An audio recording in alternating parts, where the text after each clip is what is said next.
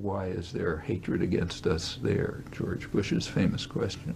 Well, everyone knows the answer to this. A couple of days after I have to distinguish two things here. There's a category of people called intellectuals. Their task is to make up fabrications that protect power and divert attention from what's obvious and indoctrinate people and so on. And they've concocted all sorts of complicated stories about globalization and, failure to enter the modern world and this, that, and the other thing. Okay, and they envy us because we're so wonderful, et cetera, et cetera. All right, we can put all that aside. That's standard propaganda. Let's talk about what is plainly the case and is in fact discussed by serious people, like, say, the Wall Street Journal. So a few days after the September 11th, the Wall Street Journal, to its credit, began running serious stories in which they investigated opinions of people in the Islamic world who they're interested in, what they called moneyed Muslims, the ones with, the rich ones, the important ones. So bankers, international lawyers, directors of multinational corporations, people who are right inside the U.S. system, who certainly have no opposition to what's called globalization. In fact, they're part of it. Who certainly hate bin Laden because he's trying to kill them, but who nevertheless agree with much of what he says. And what they say is, their opinions are that the United States supports brutal and corrupt regimes which block democracy and modernization and development. They oppose particular policies like the decisive U.S. support for the 35-year military occupation of Palestinian territory, which has been harsh and brutal and relies crucially on U.S. military and diplomatic support. When you read in the newspapers that Israeli helicopters and jets are attacking Palestinians, that's total fabrication. U.S. jets and U.S. helicopters, which happen to be piloted by Israeli pilots, are attacking those concentrations. That's what ought to be said. Israel doesn't manufacture helicopters or F-16s, and they understand all that. They know that the U.S. has been blocking any diplomatic settlement for 30 years, since Sadat offered one in 1971. It's not reported here, and in the West it's not talked about much, but they know it. And they know what's going on there. They also know perfectly well that the U.S. and Britain are carrying out operations against Iraq, which are devastating the civilian society and strengthening Saddam Hussein. And they also remember, as Westerners like to forget, that the U.S. has and Britain and France and Holland and so on have no objection to Saddam Hussein's crimes. We know that for sure, because they supported Saddam Hussein right through the period of his worst crimes. Gassing the Kurds, Anfal, chemical weapons. They continued to support him very happily. He remained a good, favored friend and ally of the West, which helped provide him with the means for developing weapons of mass destruction when he was really dangerous. So they listened when Tony Blair and Madeleine Albright condemned Saddam because, the ultimate monster even gassed his own people. They listen, but they add the words that are excluded in the West. They say, yeah, he committed those crimes with your support. Okay, rather crucial omission, which you never hear from Tony Blair or in the rest. But they are not that indoctrinated, so they remember those elementary truths. And those are other reasons why, if you want, there's hatred against us. Furthermore, there's absolutely nothing new about this.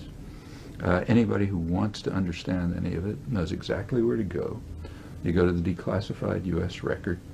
U.S. is a very open society. We have declassified records of internal deliberations from the past. All these questions came up decades ago. So and had the same answers.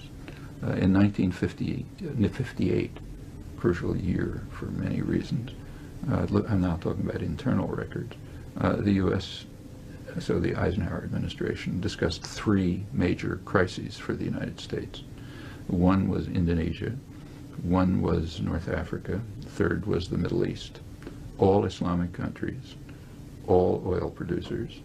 The question arose whether the Russians were involved. That was dismissed as ludicrous, no Russian involvement. It's just independent nationalism in the three countries, which was the main crisis. Then Eisenhower pointed out, with regard to the Middle East, in his words approximately, he said there is a campaign of hatred against us, not by the governments, but by the people. And that was an issue that was discussed. No globalization, no, they hate us because we have McDonald's and none of this stuff. Why is there a campaign of hatred against us? Well, the National Security Council discussed it. That's the highest analysis and planning body. And they said the problem is that there's a perception among the people of the region that the United States supports corrupt and harsh regimes which prevent democratization and development, and does so because of its interest in controlling Near East oil. And they said it's hard to counter this perception because it's true. And furthermore, it should be true, because we should support those regimes in order to maintain our control over Near East oil. So therefore, there is a campaign of hatred against us by the people who see that we're robbing their resources and preventing democracy and development. But, we can't do much about it because that's what we ought to be doing. Well, like I say, no McDonald's, no envying us our magnificence, no globalization, just perfectly obvious things. The same reason why there was a campaign of hatred against England from the people of India, or against Holland from the people of the East Indies, and so on and so forth. Yeah, you crush people under your boot, they don't like it. So there's a campaign of hatred against you. In fact, what they were discussing internally in 1958 is the same as what the Wall Street Journal found in 2001, and for the same reasons, because the policies haven't fundamentally changed. So we understand. The Wall Street Journal only was concerned with elite opinion. If they'd gone down to the slums of Cairo, they would have gotten stronger opinions, but of the same kind, and more different ones also. Because in the slums of Cairo, they wouldn't like the fact that the wealth of the region is going to the West and not to the people of the region. The ones who the Wall Street Journal was talking about are quite happy about that, because they're part of the ruling elite and they enrich themselves while the resources go to the West. So they're part of the imperial system. So you get different opinions if you bother to ask people in the so-called streets. But fundamentally, it's the same. So there's a So bin Laden's messages certainly resonate, and people agree with a lot of the things he's saying. About 80% of Egyptians, for example, say that the most important issue to them is the crushing of the Palestinians. So when they hear bin Laden say it, they agree. It has nothing to do with whether they like him or hate him. On the other hand, there is a clique of radical Islamists who were organized and trained and brought together by Western intelligence for their own purposes, and have continued to do for 20 years just what they've always said they were going to do. So while some things are obscure, I don't think these are obscure. I think the answers are quite transparent.